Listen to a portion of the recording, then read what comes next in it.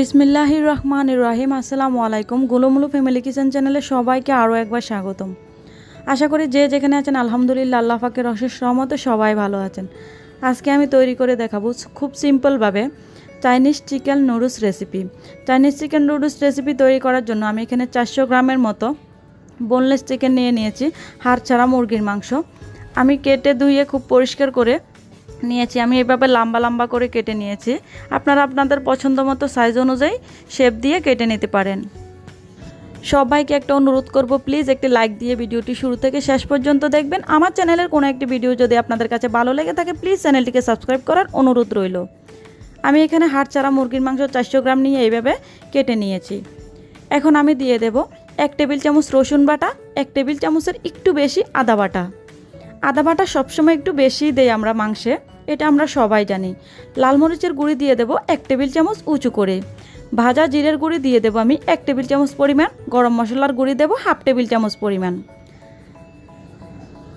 লবণ দিয়ে দেব স্বাদ মতো। 1 টেবিল চামচ দেব আমি সয়া সস। সয়া সসটা দিতে হবে, এখানে কোনোভাবে স্কিপ করা যাবে না। লেবুর রস দিয়ে দেব 1 টেবিল চামচ পরিমাণ। লেবুর রসটা দেওয়ার সময় আমি ভিডিওটা অন করতে ভুলে গিয়েছিলাম, তাই আমি এটা দেখাতে পারিনি, তার জন্য খুবই দুঃখিত।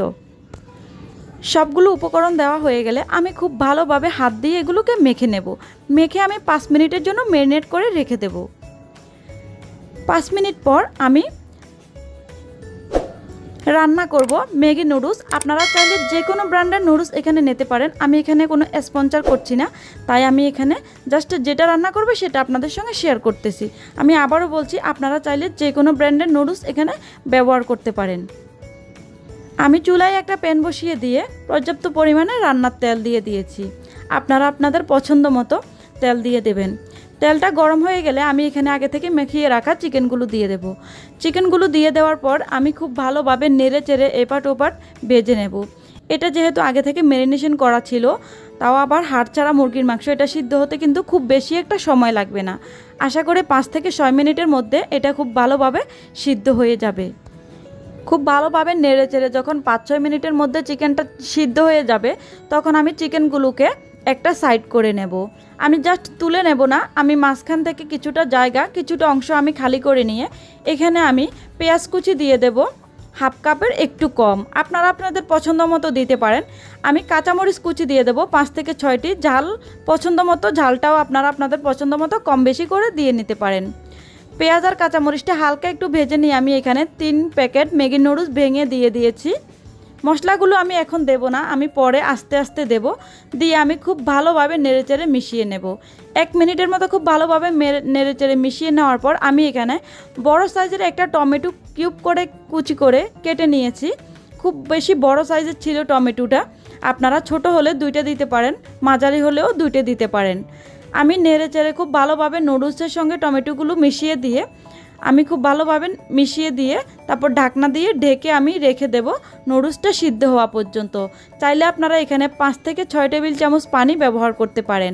আমি এই পর্যায়ে 1 প্যাকেট নুডলসের মশলাটা, ম্যাগি মশলা যে মশলাটা থাকে সেটা আমি দিয়ে দিয়েছি। দিয়ে ঢাকনা দিয়ে ঢেকে রেখে দিয়েছিলাম 4 মিনিটের জন্য। 4 মিনিট পর আমি ঢাকনাটা সরিয়ে খুব ভালোভাবে মিশিয়ে দিচ্ছি।